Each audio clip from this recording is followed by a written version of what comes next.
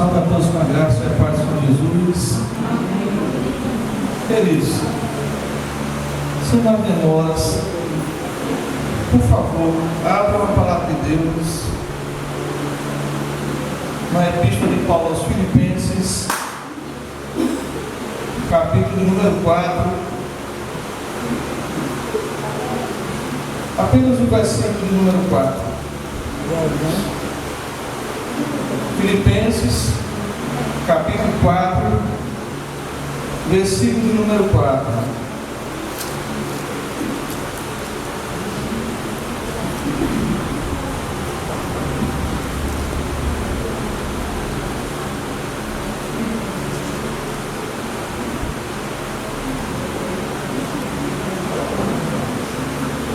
Todos encontraram? Diga amém. Amém. Queridos, é um texto bem conhecido de toda a igreja, que nós até poderíamos recitar todos juntos, amém? No 3, 1, 2, 3. Alegrai-vos sempre no Senhor. Outra vez digo, alegrai-vos. Eu queria pedir permissão a você que me escuta nessa noite, para começar esse momento fazendo uma pergunta que é muito pessoal. E eu queria fazê-la, mesmo sabendo que você não gosta de pergunta pessoal, porque as perguntas de ordem pessoal, elas tendem a invadir a sua e a minha intimidade. Elas tendem também a nos colocar contra a parede. Mas permita-me fazê-la mesmo assim. Você é feliz? Amém. Amém.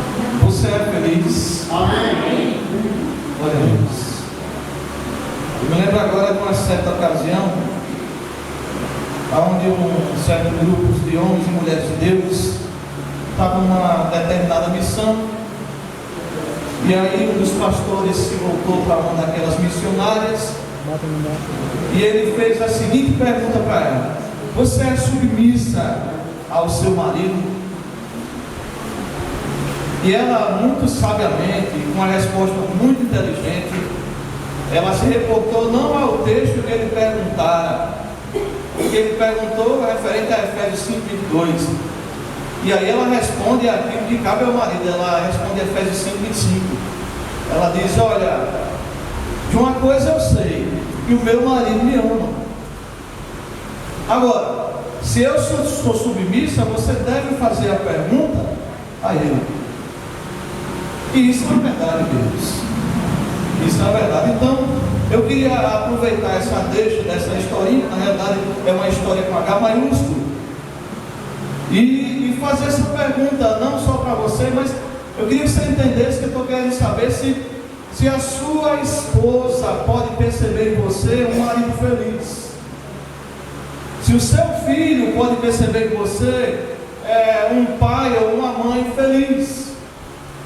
Se o seu vizinho percebe em você um homem feliz, uma mulher feliz. Se o seu colega de trabalho percebe em você um homem feliz, uma mulher feliz. Se o teu companheiro de universidade percebe em você um homem feliz, uma mulher feliz, ou até mesmo se os teus irmãos em Cristo podem olhar para você e perceber em você e dizer que você é um homem ou uma mulher feliz. Isso é interessante, porque esse texto nos fala de algumas verdades, a saber, de 3 verdades. Alegrai-vos sempre no Senhor. Outra vez digo, alegrai-vos. A primeira coisa que percebemos aqui é que alegrar-se, dentro do contexto desse texto, não é uma opção para cristão, mas um mandamento. Perceba que o verbo aqui alegrar, ele literalmente ele não é usado, a boa palavra alegria aqui não é usada como substantivo, mas como verbo, alegrai-vos, e cai de nós no imperativo, é uma ordem. Alegre-se sempre no Senhor. A primeira coisa que nos chama a atenção nesse texto é isso. E aí a gente vai perceber também com muita clareza que ele diz na segunda parte do texto, continuando: alegrai-vos sempre no Senhor, sempre no Senhor. O que eu quero entender com isso, e queria que você entendesse também, é que quando o apóstolo, usado por Deus, diz alegrai-vos sempre no Senhor, ele está nos dizendo que a nossa alegria é transcircunstancial. Não depende, ou pelo menos não deveria depender das circunstâncias da vida. E aí a terceira coisa, e a terceira observação, você não precisa ser nem um doutor, nem uma doutora, tratando de almas, para perceber que apesar de tudo isso que foi colocado aqui, que alegrar-se não é uma opção, é um mandamento, pois o verbo está no imperativo. Apesar de ter sido colocado aqui que a segunda observação, que a alegria ela deve ser sempre, ela deve ser contínua, ela deve transcender as circunstâncias da vida, a gente percebe que tem muita gente no contexto cristão que não é alegre, que a áurea dele, que a áurea dela já fala muito, aquela áurea negativa, aquela áurea introspectiva, aquela área de tristeza. E a pergunta que nos vem quando a gente olha para determinados irmãos é: mas o que foi que aconteceu? O que está havendo? E aí talvez a melhor resposta esteja dentro do contexto que a gente vê lá em 1 Samuel capítulo 30. Porque naquele capítulo especificamente, ele trata a respeito de uma situação que Davi passou. Quando Davi voltara a Ziglag, os amalequitas tinham dado contra aquela cidade e tinham levado todas as mulheres, homens e meninos, e queimaram Ziglag. Isso tomou conta do coração de Davi, isso tomou conta do coração dos seus homens, de maneira tal que Davi chorou incessantemente, de maneira tal que os seus homens quiseram apedrejá-lo. Mas Davi se alegrou no Senhor, orou ao Senhor e fez duas perguntas: Senhor, eu vou alcançar esse bando? Vai. Eu vou contra esse bando? Vai, eu sou contigo. Tu vais recuperar, Davi, tudo aquilo que te foi roubado. E Davi junta 600 homens dos seus e vai contra os amalequitas, encontra os amalequitas e toma de fato todos os homens, mulheres e meninos sem nenhum prejuízo. Davi recupera de volta a sua alegria, a alegria dos seus homens, a alegria daquela cidade. E aí, queridos, a pergunta que não quer calar é: o que é que tem roubado a tua alegria? O que é que tem roubado a tua alegria? Tem muita gente, eu volto a dizer, uma áurea negativa, um semblante que nos passa autocomiseração. Só em olhar para ele a gente diz: tadinho. Mas o que me chama a atenção é que quem escreve essas palavras está na prisão, está algemado. Perceba isso. Quem está na prisão está prestes a ser apresentado por libação. Quem está na prisão está debaixo, vamos dizer assim, da espada de Roma. Mas ele diz: alegrai-vos sempre. Outra vez vos digo: alegrai-vos. E aí eu pergunto uma segunda vez: o que é que tem roubado a tua alegria? O que é que tem feito você andar com a cabeça baixa?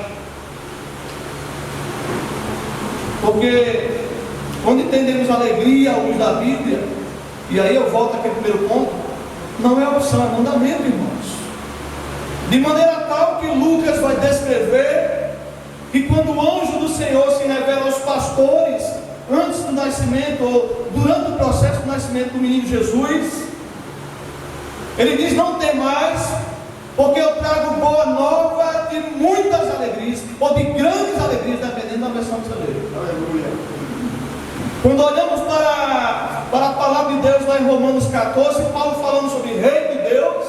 Ele diz que o reino de Deus não é comida nem bebida, mas justiça, paz e alegria no Espírito. Quando olhamos para o fruto do Espírito que Paulo descreve a igreja da Galácia, a gente vai ver o amor, a alegria, a paz, a longanimidade, a benignidade, a bondade, a temperança e a mansidão. Enquanto essas coisas não há lei.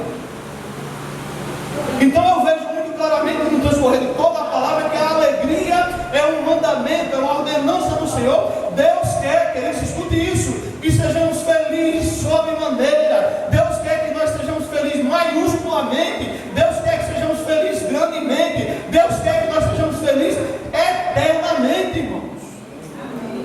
Afinal de contas, o projeto eterno é esse. A promessa lá em Apocalipse que lá não haverá choro, só alegria. Então o que foi que roubou a tua alegria? O que é que tem roubado a tua alegria? Quando eu olho para Filipenses, cada capítulo de Filipenses nos aponta para uma possibilidade, ou nos aponta, ou nos denuncia algo que pode roubar a nossa alegria. E aí eu queria citar na noite de hoje 4 situações, 4 coisas que podem roubar a minha e a tua alegria. Eu queria começar pelo capítulo 1, porque cada capítulo, como eu disse, nos aponta para uma situação que pode nos roubar a alegria.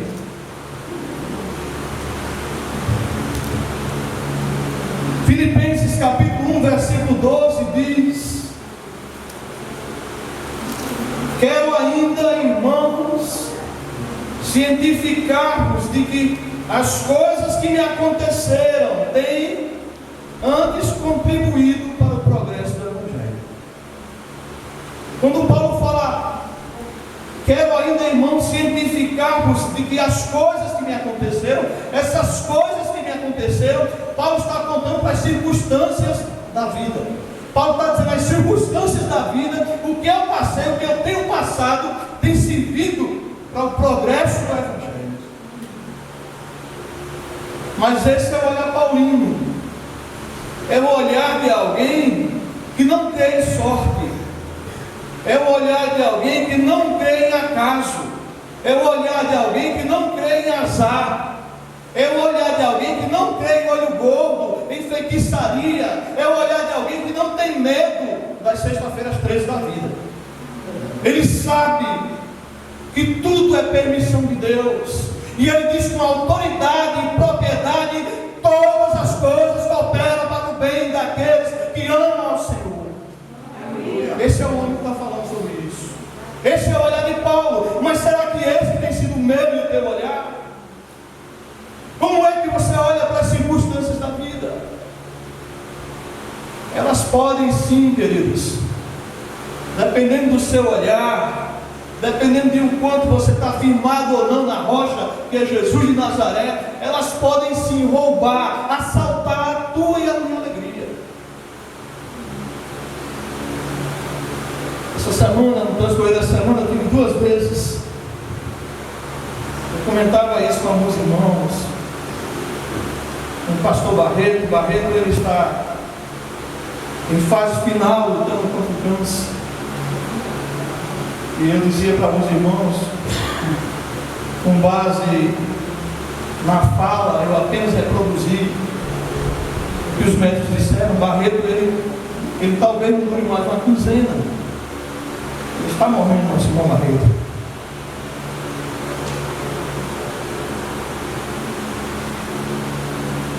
Mas no transcorrer dessas 2 visitas, nós falávamos de coisas boas. Ele me perguntava acerca da igreja, acerca da família. Eu falava como é que vocês estão. Ele citou alguns nomes especiais, em particular. Ele perguntou sobre a família, ele perguntou sobre as lutas, sobre as circunstâncias que eu estava passando. Está passando, pergunta o que eu estou passando. Interessante, né? E falava muito também sobre a vida do porvir, sobre a cidade celeste, sobre sermos peregrinos nessa terra. sobre não andarmos ansiosos, confiantes que realmente aquele que prometeu é fiel para completar a boa obra. O que me chamou a atenção, queridos, é que Barreto não perdeu a alegria. Eu louvo a Deus pela vida dele. Não perdeu a alegria. Para vocês terem uma ideia, até ficar caçoando da minha barriga, ainda caçoa. Cheguei lá, conversando com ele, preocupado com o irmão, com o estado do irmão, está perdendo até a voz, ele quase sem falar. E essa barriga? E não é da sua conta, é da sua saúde. Da minha figura. Mas enfim, queridos, fiquei feliz por aquele homem de Deus. Fiquei feliz pela maneira como ele encara a doença. Como ele tem entendido que de fato nós somos peregrinos nessa terra. Como ele tem entendido que a morte não é um ponto final, é apenas uma vírgula, é um até logo para aqueles que creem na vida eterna. Fiquei feliz por isso. Mas pode ser que de repente você não encare dessa forma. De repente pode ser que não tenha nada a ver com isso. Pode ser que você esteja passando pelo que eu passo lá em casa de vez em quando. Lá em casa tem um problema financeiro. Acho que a igreja não tem, acho que é só lá em casa. O que vocês acham?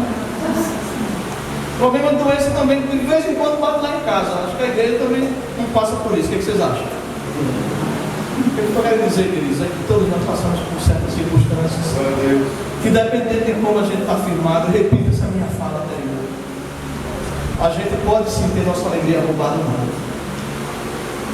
Mas o conselho de quem está preso, o conselho de quem sabe que vai morrer nos próximos dias, o conselho de quem está no corredor da morte, o conselho de quem está com uma espada romana sobre o seu pescoço é: alegrai-vos sempre.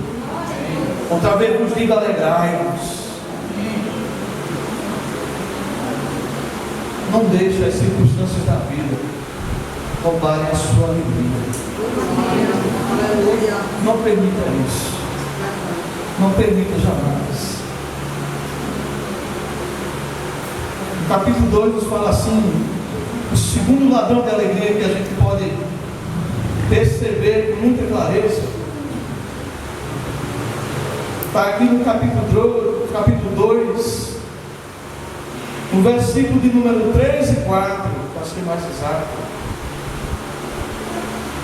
O texto nos diz: nada façais por partidarismo ou vanglória, mas por humildade, considerando cada um os outros superiores a si mesmo. Não tenha cada um em vista o que é propriamente seu, senão também cada qual o que é dos outros. O que Paulo está nos denunciando aqui, o que Paulo está nos falando aqui, o problema também que pode nos tirar a alegria, pode nos roubar a alegria, são as pessoas, a maneira como você se relaciona com elas. E deixa eu dizer uma coisa para você, queridos: as pessoas, elas podem sim roubar a nossa alegria, assaltar a nossa alegria com muito mais propriedade do que as primeiras coisas que nós falamos. Sabe por quê, irmãos? Porque pessoas decepcionam pessoas. Porque eu decepciono você. E aí a gente fica à mercê do instrumento que é vital se a gente quer permanecer nessa alegria do Senhor, chamado perdão.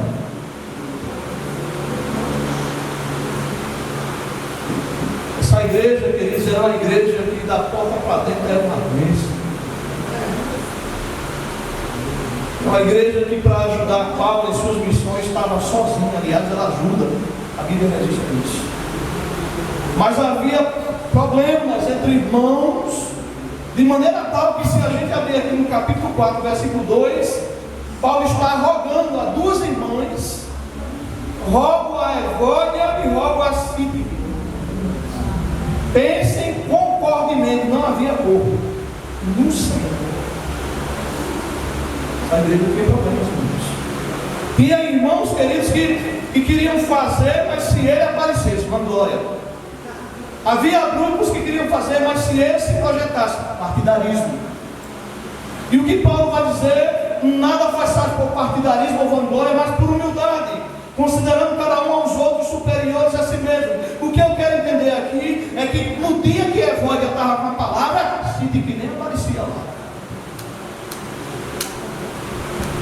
Aí Paulo roga no final dessa epístola: acabem com isso, se perdoem, aprendam a andar concordemente no Senhor.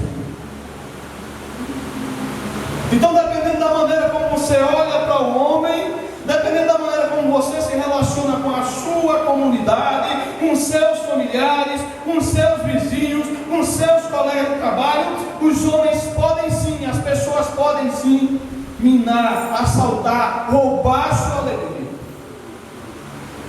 Use essa ferramenta chamada perdão, irmãos. Perdoar, assim como a alegria não é uma opção, perdoar também não é uma opção. É um mandamento, queridos.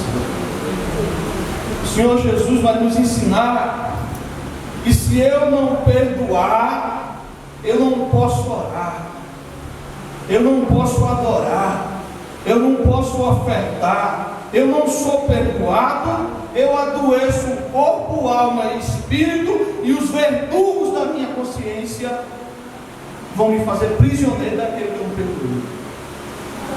De maneira tal, querido, que aquele que cometeu um agravo para com você vai sempre te acompanhar, se você não liberar perdão. Você vai viajar, ele pega uma carona com você e estraga a sua viagem. Você chega em casa para dormir, ele se deita ao teu lado, ele é teu pesadelo. Você chega em casa para saborear uma refeição depois de um dia cansativo e você está faminto, mas ele senta-se ao teu lado e faz com que você perca o apetite.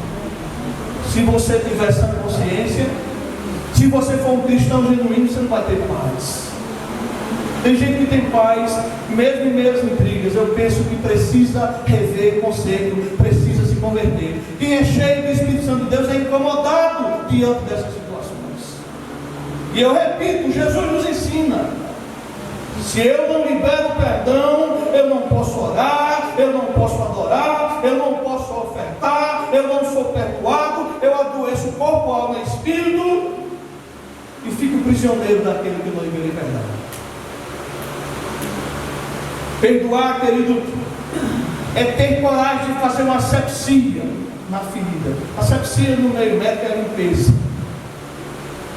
Perdoar é você ter coragem de espremer, desculpa a expressão, um pus da ferida de limpar.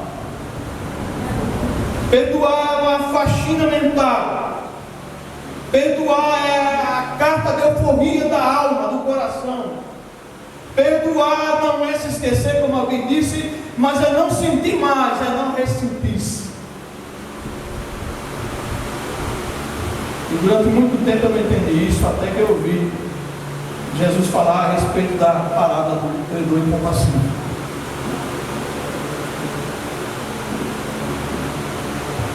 Parábola nada. Aquilo ali é uma hipérbole, uma figura dentro do contexto da língua portuguesa, que a gente usa para dar ênfase exageradamente mais. Aquilo é uma hipérbole. Quando eu escutei aquela parábola pela primeira vez, essa hipérbole pela primeira vez, eu não a entendi, porque eu não entendia o que era o talento e o que era o denário. Entrou no ouvido direito e saiu no esquerdo. Mas depois que eu entendi o valor de um talento e o valor de um denário, depois que eu entendi por que Jesus usou valores exorbitantes, por que Jesus faz uso dessa hipérbole, eu comecei a perceber o que é perdão. Porque um talento, queridos, lembrando a vocês, ele está falando disso aqui, mas é 35 quilos de ouro ou de prata.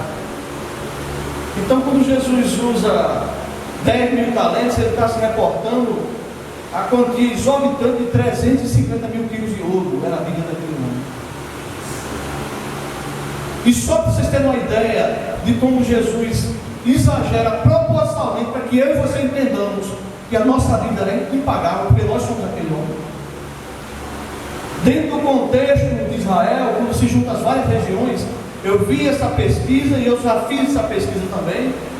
Quando a gente junta Galileia, Judeia, Pérea, Idumeia, a gente vai ver que os impostos da nação toda, Samaria, durante um ano, não passavam de 800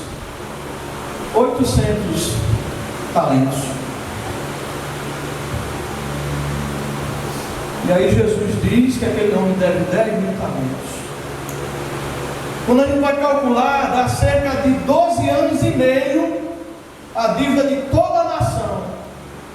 Quando aquele homem diz para o seu Senhor, roga aos pés dele, ser compassivo comigo e que pagarei toda essa dívida, ele está mentindo.